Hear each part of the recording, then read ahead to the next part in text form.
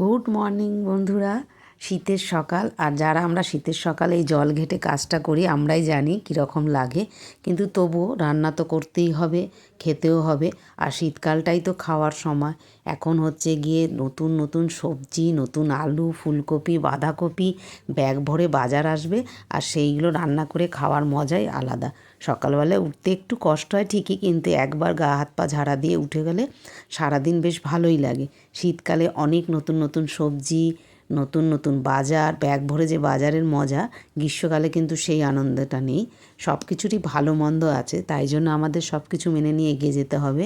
তো সকাল সকাল সব বাজার বার করে নিয়েছি, কি কি রান্না হবে সারাটা সপ্তাহ জুড়ে, যা যা রান্না করলাম, কি বাজার করলাম, সেইগুলো তোমাদের সঙ্গে একটু শেয়ার করছি। তোমরাও নিশ্চয়ই এত শীতে ভালো মন্দ রান্না করছো, যেমন নতুন আলুর দম দারুণ লাগে। তোমাদের কেমন লাগে সেটা কমেন্ট করে জানাতে ভুলবে না। ফুলকপিরও তো অনেক অনেক আইটেম হয়, ফুলকপির বড়া, ফুলকপির পরোটা, ফুলকপি কষা। আর দেখো দুধটাকে আমি ছানা কেটে নিচ্ছি, আর এদিকে ফুলকপিগুলোকে ঘিসনি দিয়ে একদম ফাইন করে ঘষে নিচ্ছি, যাতে কোনো বড় কপি না থাকে।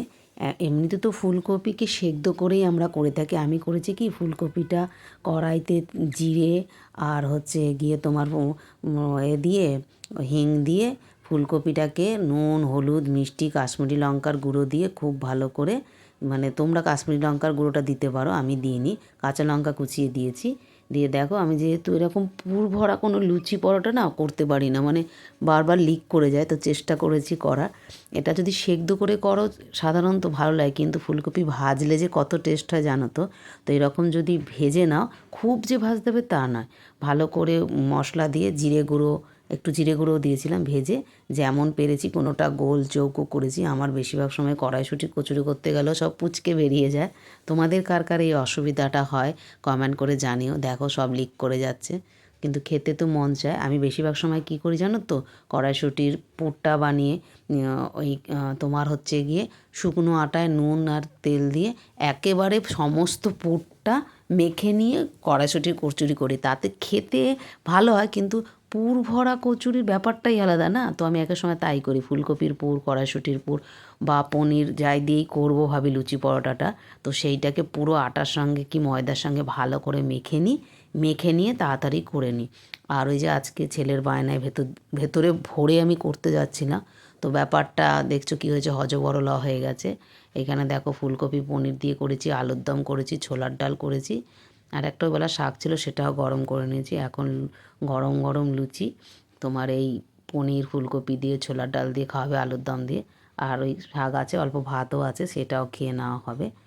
তো শীতের রাতটা একটু কষ্ট করে রান্না করে খেতে পারলে বেশ ভালোই লাগে, শীতকালটাই তো খাবো আমরা।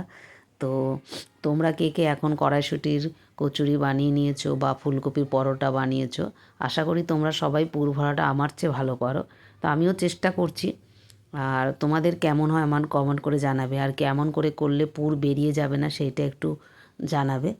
তো এখন রাত হয়ে গেছে, সকাল থেকে সারাদিন কি বাজার করলাম, কি রান্না করলাম, সেগুলোই তোমার সঙ্গে শেয়ার করার চেষ্টা করেছি। জানি দেখতে অতটা ভালো লাগছে না রান্নাগুলো, তো আজ এটুকুই, টাটা বাই।